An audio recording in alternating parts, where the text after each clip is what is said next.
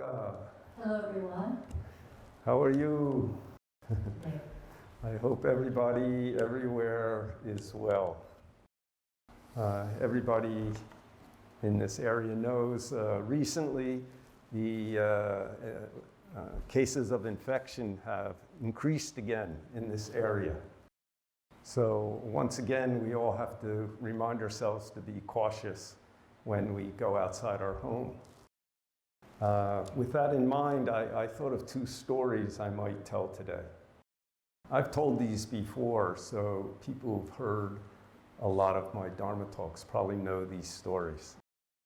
I think one of Sungsan Kunsanim's favorite stories is Guji's One Finger. I think I heard him tell it maybe 1,000 times. And for me, it was always interesting. So if you're hearing these two stories for the second time, enjoy it, if you can. So first one is called $1 Million Word. So one day, a very successful businessman went to see a Zen master. And he heard this Zen master had great wisdom. Being a businessman, he is very economical in the way he goes about things.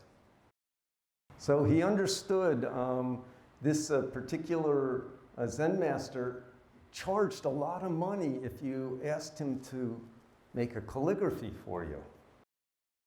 So this businessman decided he would only ask for one word.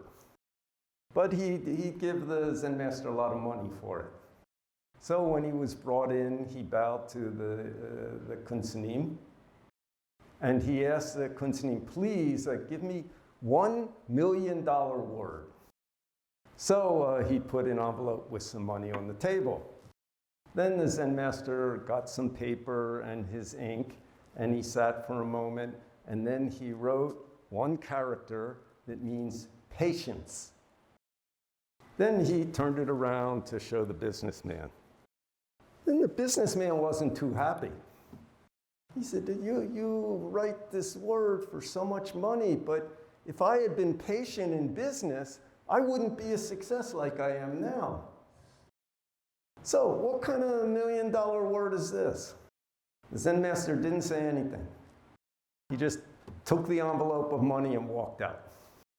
So this businessman had nothing to do but roll up this calligraphy and take it home.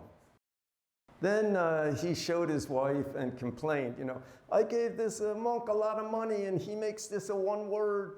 In my professional life, it wouldn't be good at all. But the wife was a very good Buddhist, so she had it mounted and hung it in the hallway of their house. Now, some time passed. One day, the businessman came home early in the middle of the afternoon. Then, when he came in, he saw two sets of shoes. Yeah, his wife's shoes and some man's shoes. Then he became really angry. Why, some man visiting my wife in the middle of the afternoon? She never told me anything. Then he very quickly became angry. Went to the kitchen and got a knife and started to charge down the hallway to the bedroom. Now, on the way to the bedroom, he saw this calligraphy, patience. That time, that hit his mind. Then he thought, oh, maybe I better be careful and check this. Then he opened the bedroom door. He saw two people in the bed, his wife and somebody. But this other person's bald. Then he walked in quietly and looked at this person sleeping. It was a bhikkhuni, and it was his wife's sister. My wife's sister must have come visit. And bhikkhunis, their shoes not so much woman's style. Look the same as monk, just looks like man's shoes. Then he quietly went out, and looking at the calligraphy, he thought, wow, this really is $1 million word. So nowadays, in Korea, this virus almost disappeared, almost no cases coming.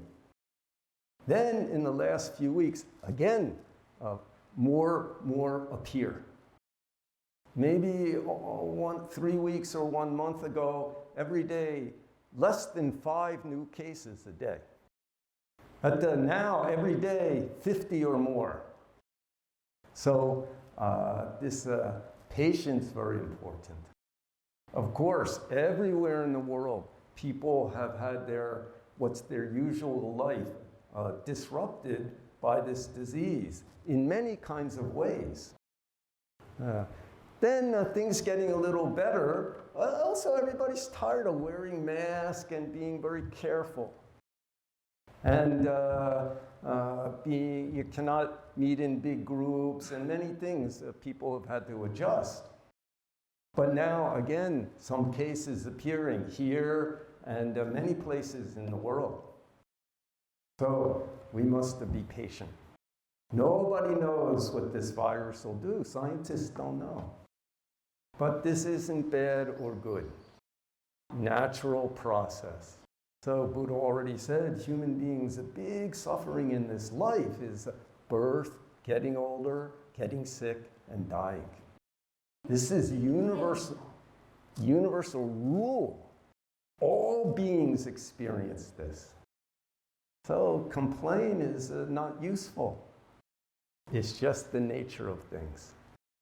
If we accept it clearly and adjust, then we can find some good way through this.